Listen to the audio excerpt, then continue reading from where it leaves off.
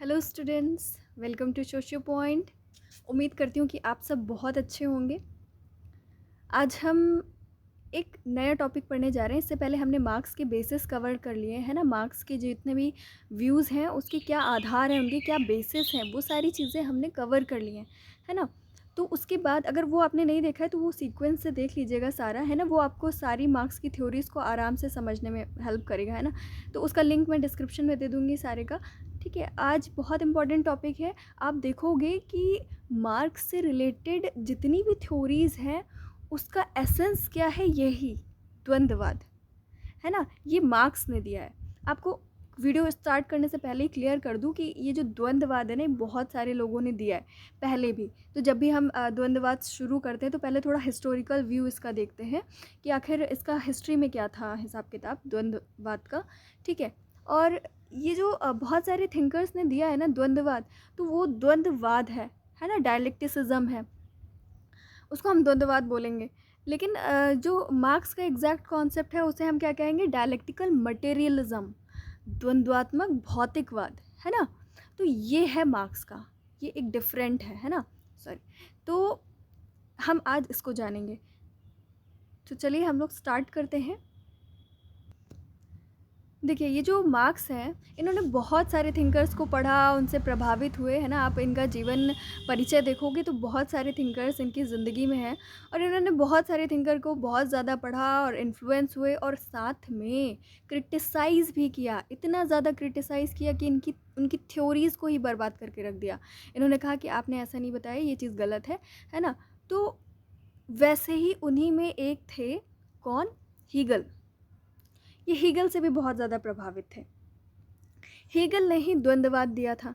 ठीक है, हीगल ने भी द्वंद्ववाद दिया था। और भी थिंकर्स हैं, है ना। आप बाकी हिस्टोरिकल व्यू में भी देखोगे तो बहुत सारे लोगों ने डायलेक्टिसिज्म दिया है। तो जो आपका हीगल्स डायलेक्टिसिज्म था ना, उसका मार्क्स ने बहुत ज़्यादा विरोध किया, है ना। और वो क्या कहते हैं, मार्क्स क्या कहते हैं, अपने जो इनका महान ग्रंथ है कम्युनिस्ट मैनिफेस्टो, आपने नाम सुना होगा, साम्यवादी घोषणा पत्र, जो इनका इंट्रोडक्शन पार्ट वाला बनाया है हमने, तो उसमें इसको भी बताया है हमने, सारी चीज़ें बताई हैं। तो उसमें ये क्या कहते हैं कि हीगल के बारे में कहते हैं कि मैंने हीगल के द्वंद्ववाद को सिर के बल खड़ा पाया, मैंने उसको पैरों के बल खड़ा कर दिया, है ना। कि मतलब पहले वो सिर के बल खड़ा था, मतलब वो आत्मा और मस्तिष्क के बारे में बात करता था। अब मैंने उसको भौतिकता के आधार पर बताया है, मटेरियलिज्म के आधार पर बताया है। पहले वो कॉन्सेप्ट माइंड एंड सोल के बेस पर था, है ना। ये सारी चीज़ें हम अभी डिटेल से समझेंगे। अब ये जो आप डायलेक्टिक वर्ड देख रहे हो, यानी कि द्वंद्ववाद, है ना, द्वंद्वात्मक भौतिकवाद देखा है ना, तो इसमें जो द्वंद्ववाद है ये इंग्लिश शब्द डायलेक्टिक से बना हुआ है, और जिसे यूनानी भाषा में हम क्या कहते हैं, डायलगो। ठीक है, यानी कि यूनानी भाषा की डायलगो से बना है डायलेक्टिक। तो इस डायलगो का मतलब क्या होता है, इसका मतलब होता है बातचीत करना या तर्क वितर्क करना। ठीक है, अगर हम हिस्टोरिकल सेंस में देखें तो पहले क्या था इसका मतलब, कि कुछ लोग आपस में बैठते थे, कोई टॉपिक उठाते थे और आपस में अपने अपने तर्क रखते थे। ठीक है, कुछ लोग होते थे जो किसी के तर्क का विरोध करते थे, है ना, कुछ लोग सहमति देते थे। तो मतलब इस तरीके से एक ग्रुप बन जाता था, तर्क और वितर्क होने लगता था, है ना। तो इस तरीके से क्या होता था, लोग एक दूसरे की बातों को समझते थे, और जो इंसान कह रहा है कि ऐसे नहीं ऐसे, तो दूसरा भी इसको सोच रहा है कि क्या मेरे में कोई गलती है, तो उसी हिसाब से अपने आप को करेक्ट कर रहा है। यानी कि तर्क हो रहा है, एक उसका विरोध कर रहा है, तो दोनों की बातें ठीक से समझी जाती थी, और इस तरीके से हम क्या करते थे, एक एक बढ़िया से समाधान की तरफ पहुंचते थे, जिसमें सबकी सहमति होती थी और सबसे ज़्यादा वैलिडिटी पाई जाती थी, सबसे ज़्यादा सत्यता की मात्रा पाई जाती थी, है ना। तो ये थोड़ा कहानी हो गई इसकी, अभी आपको और अच्छे से समझ में आने वाला है ना, क्योंकि ये थोड़ा फिलॉसफिकल भी है। तो जो आपके हीगल हैं, है ना, हीगल का हम आपको पहले बताएंगे अब क्या है डायलेक्टिसिज्म हीगल का, या द्वंद्ववाद क्या है हीगल का। तो आप ये देख रहे हो ना, हीगल का जो कॉन्सेप्ट है वो किस पे है, सोल पे बेस है। अब देखो ये क्या कहेंगे, ठीक है, इनके विचार हम जानते हैं अब। ये जो आपका द्वंद्ववाद है, ये ऐतिहासिक विकास के सामान्य नियम को बताता है। ये आप लिखा हुआ देख रहे हैं।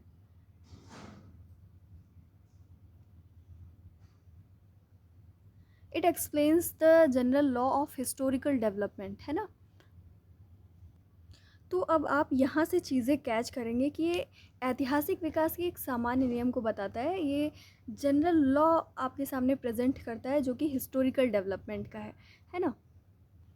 हीगल कहते हैं कि कोई भी चीज़ हो, अगर उसका डेवलपमेंट हो रहा है या ओरिजिन हुआ, उसके बाद उसमें कोई चेंज हुआ, कोई परिवर्तन हुआ, फिर उसके बाद उसका डिस्ट्रक्शन हो गया, है ना, उसका विनाश हो गया, ठीक है, उसमें परिवर्तन हुआ, तो ये सारी चीज़ें जो होती हैं वो एक ऑर्डर में होती हैं, एक क्रम में होती हैं। इनका हमेशा एक सीक्वेंस होता है ना। ये सब, ये एक किसी चीज़ का ओरिजिन हुआ, उसका डेवलपमेंट हो रहा है ना, और उसमें चेंज आ रहा है, और फिर क्या हो रहा है, वो ख़त्म हो जा रही है।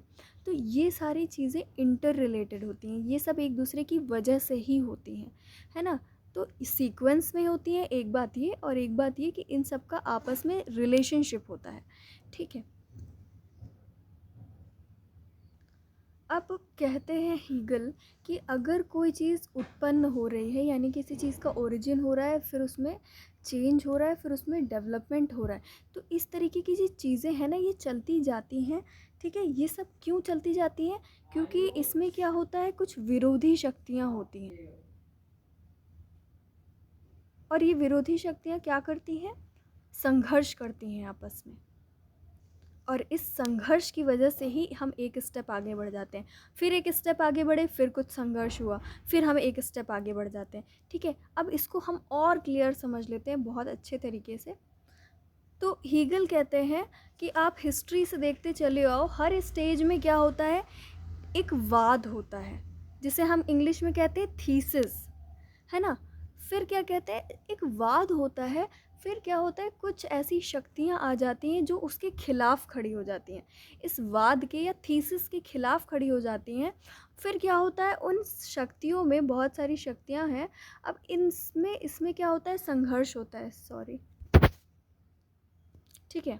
तो इसमें संघर्ष होता है, फिर क्या होता है, थीसिस और कुछ विरोधी शक्तियाँ हैं, ठीक है, उनमें संघर्ष हुआ, और वो विरोधी शक्तियों को क्या कहते हैं, एंटीथीसिस, है ना, प्रतिवाद।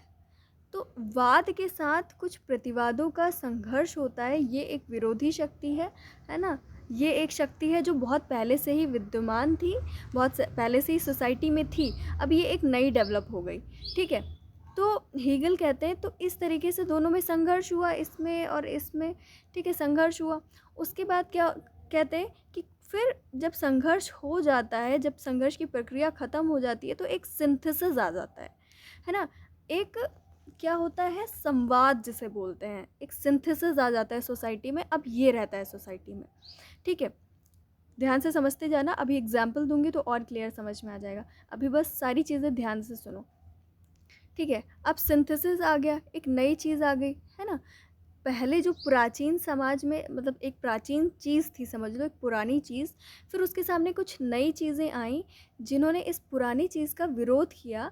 तो फिर क्या हुआ, अब इन दोनों में जब टकराव हुआ, तो इससे एक नई चीज़ उत्पन्न हो गई, जिसे हम क्या कहेंगे, सिंथेसिस, है ना। इसे कहेंगे वाद, इसको कहेंगे प्रतिवाद, इसे कहेंगे संवाद, है ना।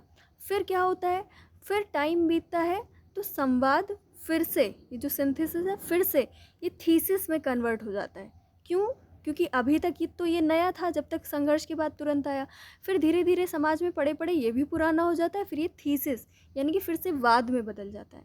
फिर से वाद के कुछ प्रतिरोधी, है ना, खड़े हो जाते हैं, प्रतिवाद लेकर के आ जाते हैं, एंटीथीसिस, और फिर से इन दोनों में कॉन्फ्लिक्ट होता है, और फिर से एक सिंथेसिस आ जाता है। तो इस तरीके से सोसाइटी में डेवलपमेंट की प्रोसेस चलती रहती है। इसी तरीके से हमारे इतिहास का विकास हुआ है। हर एक स्टेज में इस तरीके के कुछ कॉन्फ्लिक्ट्स पाए जाते रहते हैं, संघर्ष होते रहते हैं, जिसकी वजह से नई नई स्टेजेस आपको देखने को मिलती हैं। अब जैसे मान लो हमारे यहाँ क्या था, सबसे पहले हैंड फैन ऐसे करके था ना, जिसको हाथ से हिलाते रहते थे हवा करने के लिए, ठीक है।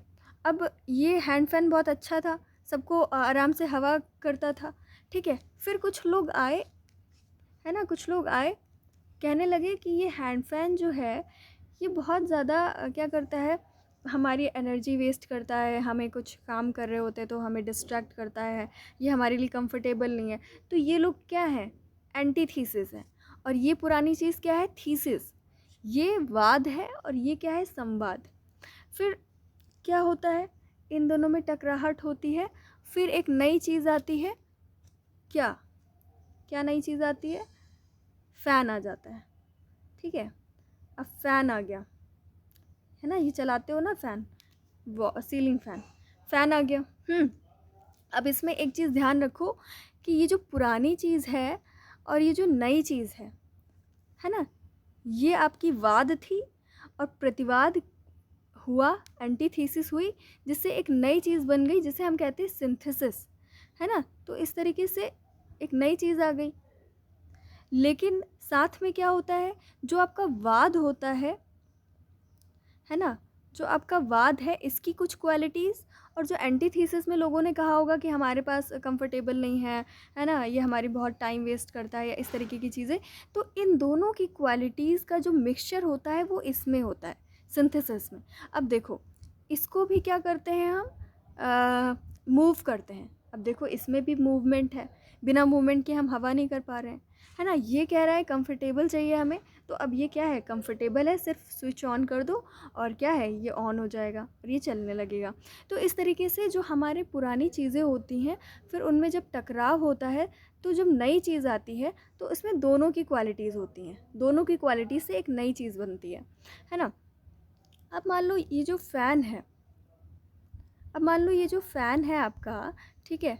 अब इसके इसके कुछ एंटीथीसिस खड़े हो गए, है ना। अब ये जो फ़ैन है, ये कुछ समय बाद ये थीसिस फिर से बन गया। अभी तक ये सिंथेसिस था, अब जैसे चलते चलते, जैसे आप कहते हो ना कि देखो कितना पुराना पंखा है ना, वो पंखा छोड़ो, वो पंखा ही पुराना हो गया पूरा, है ना। अब हम कह रहे हैं कि नहीं, हमारे लिए पंखा भी उतना कूल नहीं कर पा रहा है ना। हम गर्मी से आते हैं तो फिर भी पंखा कूल नहीं कर पा रहे, ठीक है। अब ये लोग कह रहे हैं कि कूलिंग का थोड़ा प्रॉब्लम है, जल्दी कूल नहीं करता है, कंफर्टेबल नहीं है, ठीक है। तो इनको और कूल चाहिए, है ना, और ज़्यादा कंफर्टेबल चाहिए, इनको बिल्कुल शिमला वाली फीलिंग चाहिए। तो क्या आ गई आपके घर में, एसी आ गई, ठीक है, एसी लग गई। तो देखो, ये हो गया आपका वाद। ये यहाँ पर जब इन लोगों को कुछ कंफर्ट चाहिए तो ये हो गया प्रतिवाद, और इससे बना एक नई चीज़ जिसे हम कहेंगे संवाद। अब देखो, इसकी क्वालिटीज़, और इन्हें और कूल चाहिए था तो ये और कूल भी हो गया, और इसमें ये एक पंखा है तो देखो इसमें भी पंखा यूज़ होता है। तो देखो, इसकी और इसकी दोनों की क्वालिटीज़ इसमें आ गई। अब कुछ समय बाद एसी भी पुराना हो जाएगा, अब एसी की जगह भी हमें कुछ नई चीज़ लानी पड़ेगी, है ना। तो इस तरीके से डेवलपमेंट चलता रहता है ना। अब देखो, कॉन्फ्लिक्ट हमेशा चलता रहता है। फ़ैन में पहले हैंड फ़ैन में कॉन्फ्लिक्ट हुआ, है ना, एक नई शक्तियों से, फिर उससे एक सीलिंग फ़ैन आ गया, ठीक है। तो इस तरीके से सीलिंग फ़ैन के बाद एसी आ गया, एसी के बाद देखो क्या होता है। तो इस तरीके से सोसाइटी में चीज़ें चलती रहती हैं और डेवलपमेंट होता रहता है। लेकिन इसमें हेगेलियन टच क्या है, इसमें हेगेलियन टच ये है कि ये जो फ़ैन है ना, ये फ़ैन एसी में क्यों चेंज हुआ, एसी में कैसे चेंज हुआ, ये वाली प्रोसेस तो है ही, है ना। लेकिन ये प्रोसेस के जो और डीप में जाओ और फिलोसफिकल जाओ, तो ये कैसे बदला, इसमें जो पावर थी, इसमें जो शक्ति थी, उसका कन्वर्जन हो गया है, वो बदल गई है, उसकी शक्ति बदली है क्योंकि उसकी आत्मा बदली है, ठीक है। तो उसकी वजह से क्या हुआ, वो एसी बन गई। या इसको आप मस्तिष्क से भी जोड़ सकते हो कि लोगों का मस्तिष्क पहले यहीं तक विकसित था, अब फिर जैसे ही मस्तिष्क का विकास हो गया, लोगों के मन का विकास हो गया, वैसे ही एसी बन गई। तो ये हर चीज़ को, सोसाइटी में जो भी डेवलपमेंट होता है, हर चीज़ को किससे जोड़ते हैं कि लोगों का के जो दिमाग हैं उसमें चेंजेस आ रहे हैं, लोगों में जो पावर्स हैं, मतलब जो चीज़ों में पावर्स हैं, है ना, शक्तियाँ बढ़ रही हैं, आत्माएं बदल रही हैं, आत्मा परिवर्तित हो रही है ना। इसकी आत्मा चेंज हो गई, फिर वो एसी बन गई। तो इस तरीके से वो हर चीज़ किस पे, आत्मा, मन, मस्तिष्क, इन सब पे बेस मानते हैं। ठीक है, अब हम देखते हैं कि मार्क्स ने क्या कहा। अब देखो ये कह रहे हैं, अभी आपको मैंने समझाया ना कि मार्क्स ने कहा कि हीगल सिर के बल खड़े थे, हमने इसे पैर के बल खड़ा कर दिया। देखो, अगर हम हीगल को सिर के बल खड़ा करें तो ये कैसे खड़े होंगे, ऐसे, है ना, ऐसे ही तो खड़े होंगे ना, ये इनका सिर हो गया।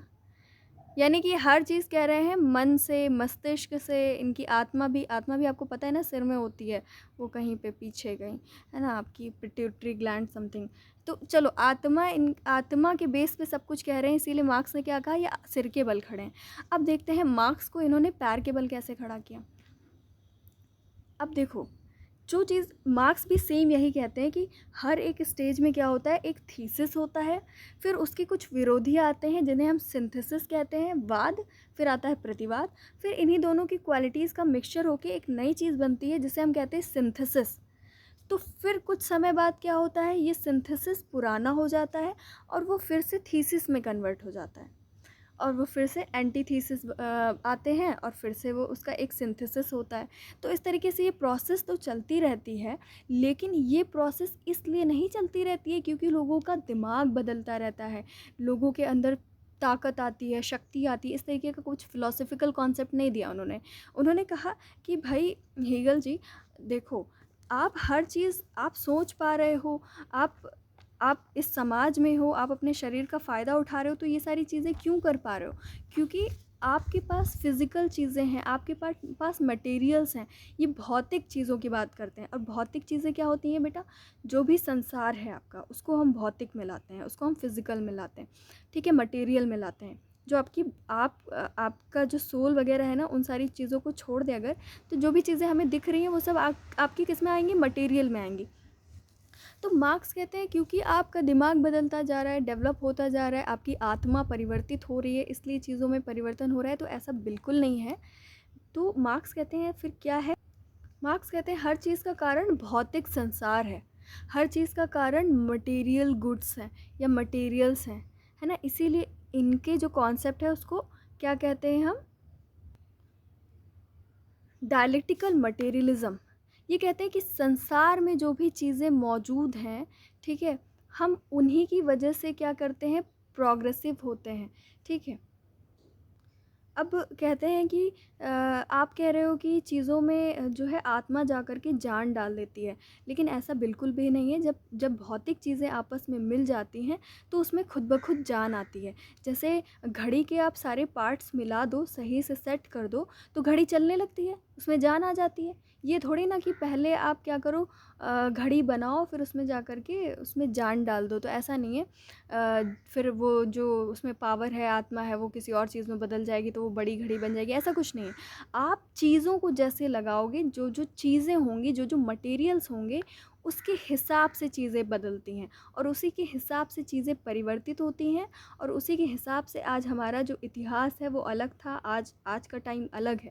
तो परिवर्तन उसी की वजह से हो रहा है क्योंकि मटेरियल्स अलग हैं, है ना। भौतिकवादी चीज़ों की बात की है इन्होंने, ठीक है।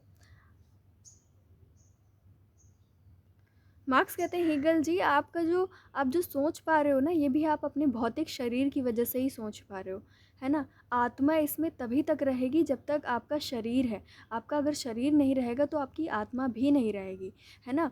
अगर मान लो आज हमारे समाज में बहुत सारे लोग मर गए, तो किसकी वजह से, ये जो एक मटेरियल है, ये क्या है, वैक्सीन। लोगों को वैक्सीन नहीं प्रोवाइड हो पाई, इसलिए उनकी आत्माएं भी उनको छोड़ करके चली गई, है ना। तो कहते हैं अगर भौतिक चीज़ है तो ही आपकी सोल डेवलप होगी, नहीं तो नहीं होगी। इसलिए सब कुछ क्या है, आपका मटेरियल है, मटेरियल इज़ एवरीथिंग, है ना। वो कहते हैं चीज़ों में चेंज भी मटेरियल की वजह से ही आता है।